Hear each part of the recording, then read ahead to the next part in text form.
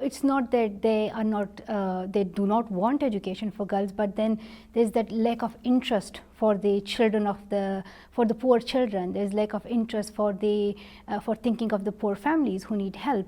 So it's that, again, that political ideologies that they have to, and then sadly there's corruption as well. It's now 3 years that you've been here in Birmingham. Are you a Brummie? I think I am a Brummie, and I'm proud to be a Brummie, and also I'm really thankful to people here in the UK for all their support, their love, and for making me feel that this is home, and that you have the right to live, and that you deserve love and kindness. Do you think realistically you'll ever be able to go back to Pakistan? I hope so, but it also depends on what happens in future. But I'm very hopeful that I will be. I believe you're now a feminist. Is it easy for a Muslim woman, a Muslim young woman, to say I am a feminist, or does it create issues with adults that you meet?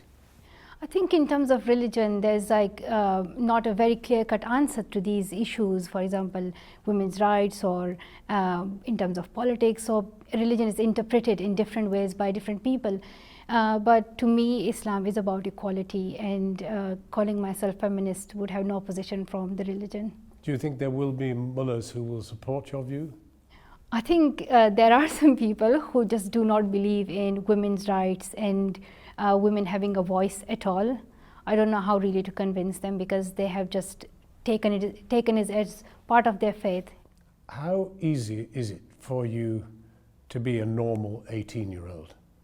I try my best, but I have got some wonderful friends in my school who keep me normal.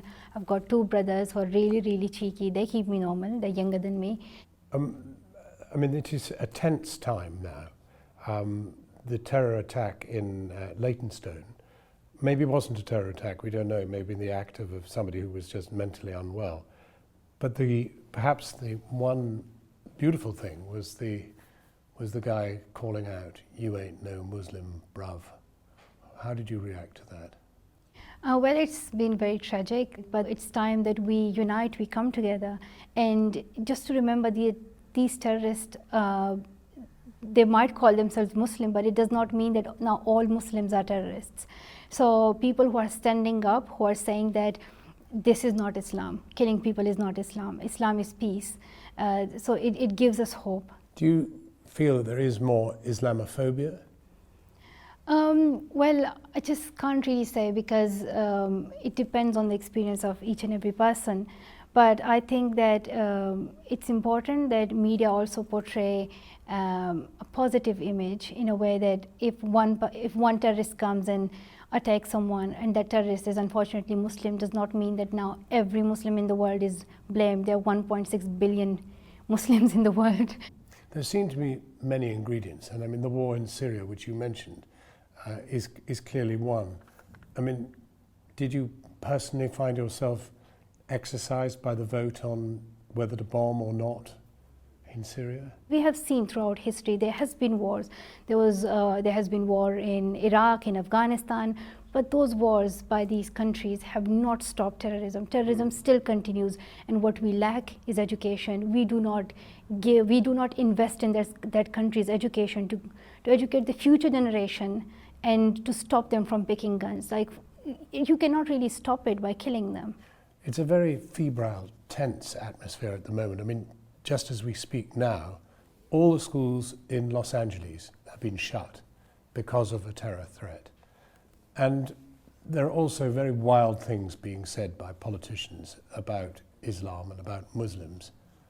How do you feel about that? How can that be dealt with? I can just highlight one thing, that the more you speak against Islam and against all Muslims, the more terrorists will it create.